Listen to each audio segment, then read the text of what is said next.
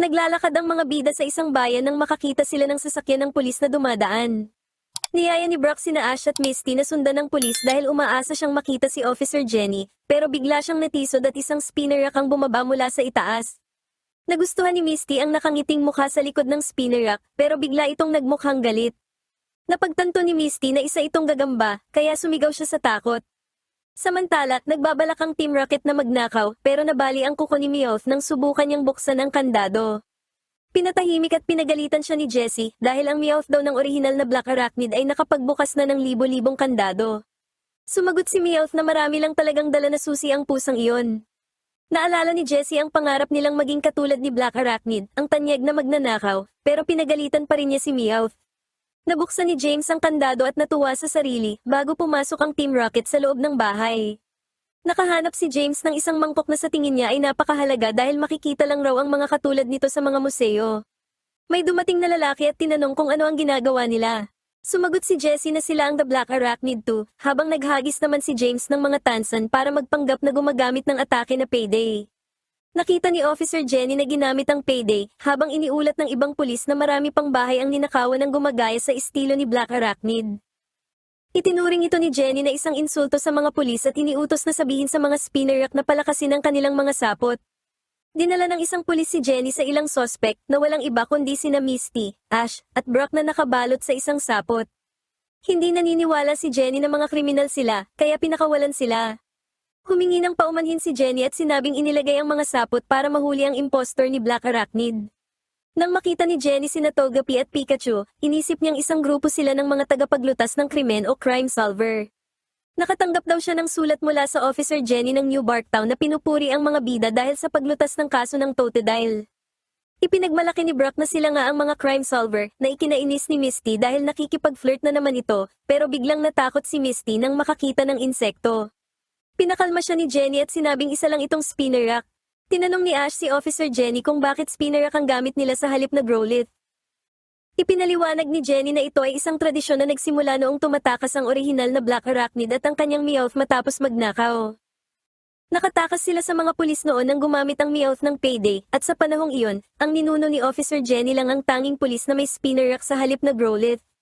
Nagawa ng spinner rack na iyon na pigilan si Black Arachnid at ang Meowth nito gamit ang spider web. Ibinunyag din ni Jenny na ang spinner rack na gamit niya ay direktang kamag-anak ng spinner rack na ginamit ng kanyang ninuno. Pumasok ang mga bida sa isang silid na ikinatakot ng husto ni Misty dahil puno ito ng mga spinner rack. Sinabi ni Jenny na ang kwentong iyon ang naging inspirasyon para sa ibang mga Jenny na makipag-ugnayan sa mga spinner rack. Hiniling ni Brock na sana ay naging spinner rack na lang siya, pero hinila ni Misty ang tenga nito dahil magkakaroon daw ito ng 6 na kaliwang paa. Nangako si Ash na lulutasin nila ang kaso para ipakita na mali ang paggamit ng mga Pokemon sa paggawa ng krimen.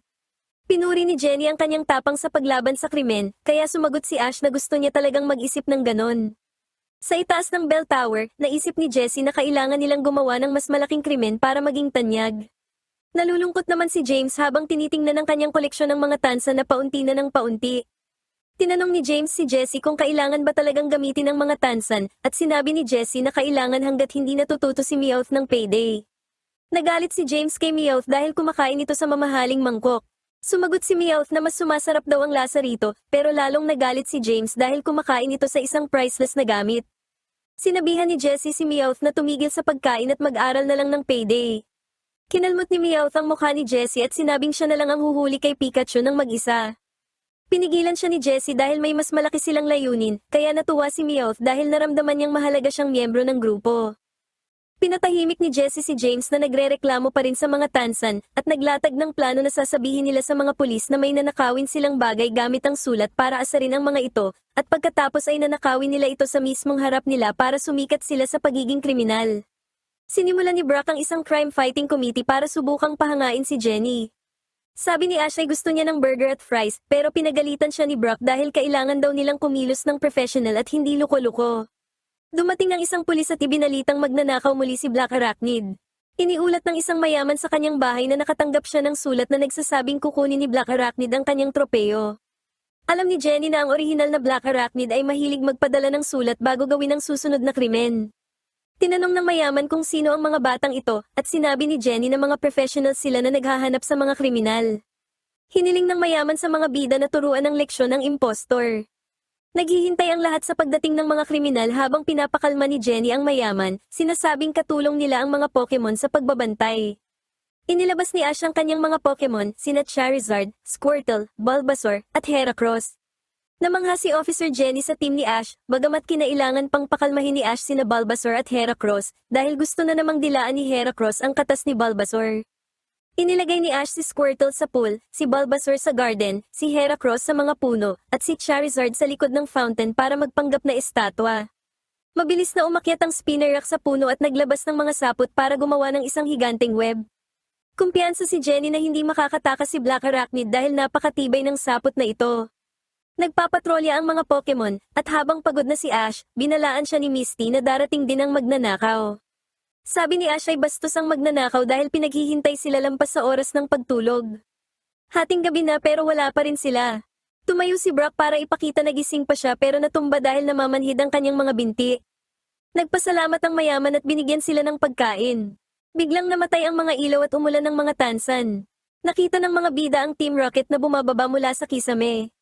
Sinabi ng Team Rocket na bastos daw ang mga bida dahil hindi sila tinirahan ng pagkain. Nagtaka ang mga bida kung paano sila nakapasok kahit may mga sapot at Pokemon. Inamin nila na buong araw na silang nagtatago sa attic at nang tanungin kung bakit hindi sila dumating ng hating gabi gaya ng nasa sulat, inamin nilang nakatulog sila. Nagutos si Meowth ng payday, kaya napilitan si James na maghagis ng mga tansan, pero napansin ni Misty na mga tansan lang iyon. Tumakas ang Team Rocket pa itaas kaya sinundan sila ng mga bida. Nakalabas sila ng gusali at nagpaalam, pero naharang ang kanilang balon ng malaking sapot, kaya gumamit sila ng mga pamaypay para makalutang palayo. Gumamit si Squirtle ng water gun, Bulbasaur ng razor leaf, at tinapos ni Charizard gamit ang flamethrower.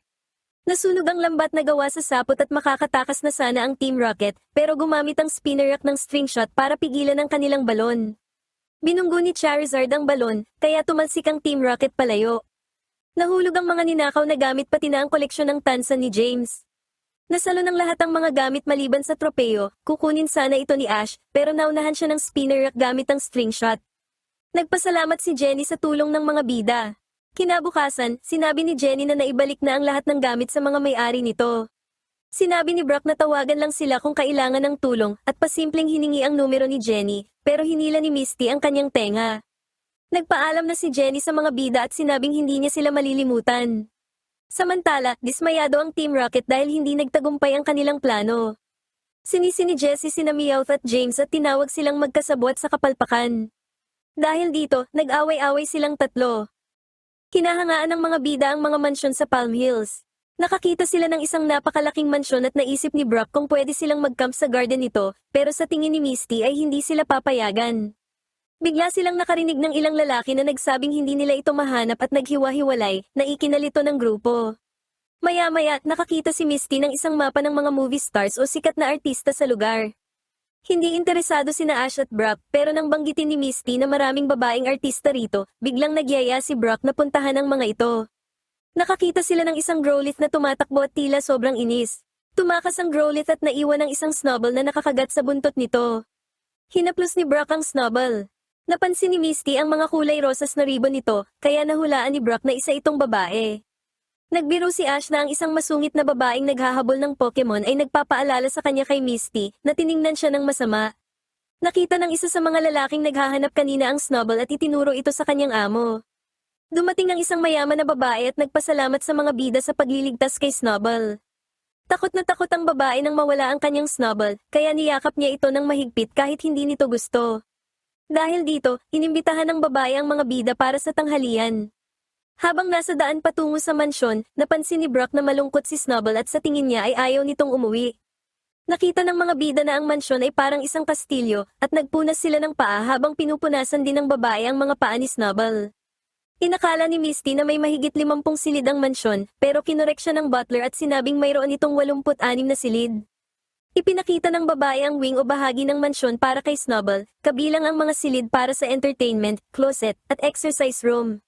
Nakita ni Ash na maganda ang lahat pero naisip niya na kung siya si Snubbull, mas pipiliin niyang tumakbo sa garden. Sumagot ang babae na ayaw niyang palabasin ang Snubbull sa mainit na araw at maruming hangin. Nakita rin nila ang paliguan para kay Snubbull. Naisip ni Misty na napakaswerte ni Snubble para magkaroon ng ganoong amo. Sinabi ng babae na gusto niyang panatilihing masaya si Snubble, pero hindi naniwala si Brock doon. Nagkaroon sila ng tanghalian, bagaman nilinaw ng babae na ang silid na iyon ay para lamang sa almusal. Kumain ang mga bida, pero napansin ni Brock na ayaw kainin ni Snubble ang pagkain nito. Sinabihan ng babae ang kanyang chef na ihanda ang anumang pagkain gusto ng Snubble. Sumagot ang chef na sinubukan na niya ang lahat at sa tingin niya ay hindi lang gutom ang Pokemon. Naalala ni Brock na may dala siyang mga popcorn balls at ibinigay ito kay Snubble. Hindi inakala ni Ash at ng babae na kakainin ito ni Snubble. Sinabihan ng babae ang chef na gumawa ng walang limitasyong supply ng popcorn balls. Inamin ni Brock na naramdaman niyang gusto itong kainin ni Snubble, habang nakita naman ni Misty na hindi lahat ng bagay ay nakukuha sa marangyang buhay. Nakita ng Team Rocket ang mansyon at humanga rito. Alam ni Meowth na bagay si James sa ganoong uri ng buhay. Inamin ni James na mahirap din ang buhay ng isang mayamang bata dahil minsan ay kailangan niyang mangisda sa sarili nilang pool at wala naman siyang nahuhuli. Nagalit sina Jessie at Meowth sa sinabi niyang iyon dahil pareho itong lumaki sa hirap. Nagplano silang magnakaw ng maraming gamit dahil sa tingin ni Meowth ay walang maghihinala sa kanila. Nakasalubong niya si Snubble at dinilaan siya nito. Tumunog ang alarma at dumating ang mga butler para pigilan ng Team Rocket. Tumakas ang Team Rocket at nang makita ni Snubble ang buntot ni Meowth, kinagat niya ito na naging sanhi ng sakit para kay Meowth. Napahinto ang Team Rocket nang makasalubong nila ang mga bida. Nagpaikot-ikot si Meowth sa sakit, kaya dinampot siya ni Jessie at pinaikot-ikot, dahilan para tumalsik si Snubble sa hangin at masalo ng kanyang amo. Inilabas ni James ang Weezing na gumamit ng smoke screen para makatakas sila, habang gusto naman habulin ng Snubble ang buntot ni Meowth. Galit na galit ang mga bida na nagpakita doon ng Team Rocket habang nakita naman ni Brock ang kagustuhan ni Snubble.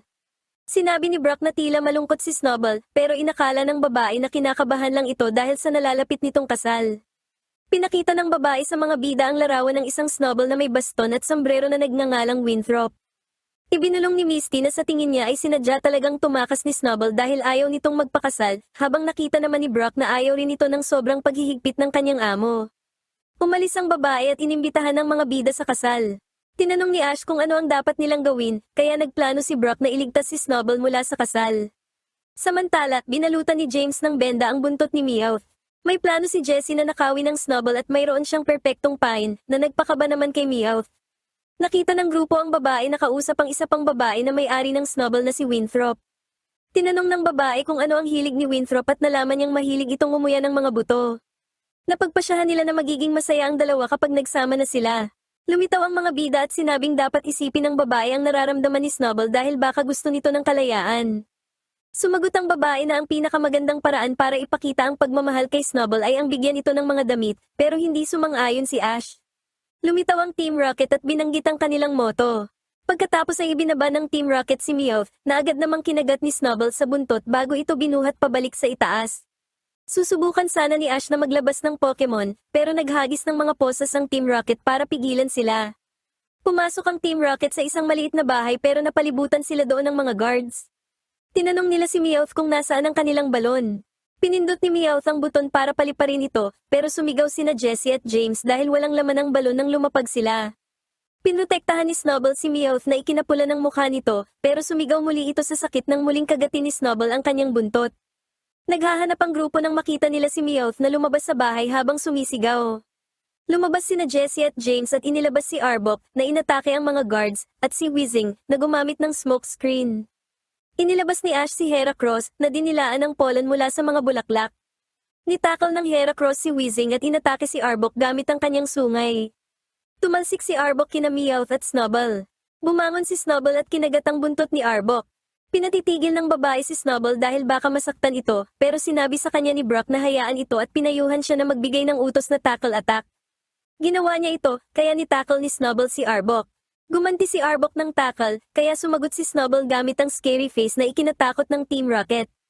Kinagat ni Snubble si Arbok, kaya inilabas ni James si Victreebel pero isinubo naman siya nito. Ipinagpatuloy ni Snubble ang pakikipaglaban sa pamamagitan ng pagtackle at pagkagat kay Victreebel. Dumating ang balon kaya sumakay na ang Team Rocket pero tumalsik sila palayo dahil sa horn attack ni Heracross. Ipinagmalaki ng lahat si Snubble. Maya-maya, sinabi ng babae na magiging masungit si Snubble kapag nalaman nitong wala na si Winthrop. Naisip naman ni Misty na mas magiging masungit ito kung natuloy ang kasal. Nagpasya ang babae na wag nang maging masyadong mahigpit kay Snubble. Pumunta sila sa parke na pinalamutian para kay Snubble, na ginawa ng butler, at hinayaan ng babae na maglaro si Snubble doon ng sandali. Umalis na ang mga bida habang pinapasalamatan ng babae sa pagtuturo sa kanya ng mga bagay na hindi niya alam. Nakakita si Snubble ng isang baging nakamukha ng buntot ni Meowth at naalala niya ito. Nang marinig ni Snubble na balak lagyan ng kanyang amo ng isang waterfall ang parke, tumakas si Snubble.